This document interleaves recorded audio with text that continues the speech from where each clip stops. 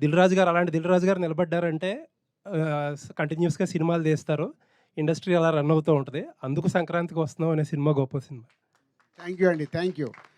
అది అండ్ నిజమండి. అంటే ప్రతి సినిమా ద్వారా ఒక మినిమమ్ 500 మంది ఎవ్రీ డే బ్రతుకుతారు.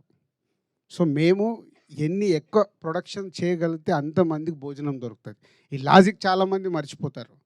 సో ఇవాళ మనకు 150 సినిమాలు తెలుగు ఫిలిం ఇండస్ట్రీలో మన ఇన్కమ్ ట్యాక్స్‌లతో జరిగిన కాన్వర్సేషన్ చెప్తాను.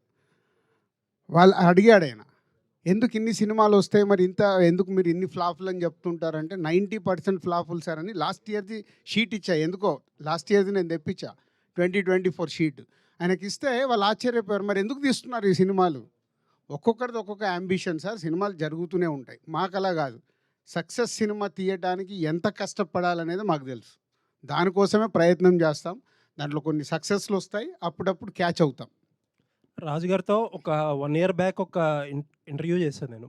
ప్రొడ్యూసర్స్ అందరిని కూర్చోబెట్టి అడిగితే సేమ్ ఇదే క్వెషన్ అడిగా. అంతకంతకి ఒకప్పుడు ఎంతమంది డిస్ట్రిబ్యూటర్లు ఉండేవారు, ఇప్పుడు 10, 15 మందికి వచ్చేసారంటే ఆయన బ్లంట్‌గా ఒక మాట అన్నారు.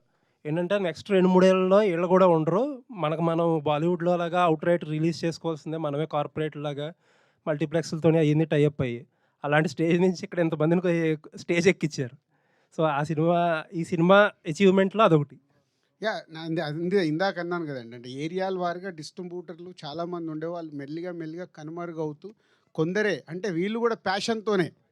వీళ్ళకి కూడా ప్యాషన్ పోయిన రోజు వీళ్ళు మానేస్తారు. వీళ్ళ ఫ్యామిలీస్ ఆల్రెడీ వెనకకు లాగుతూనే ఉన్నారు.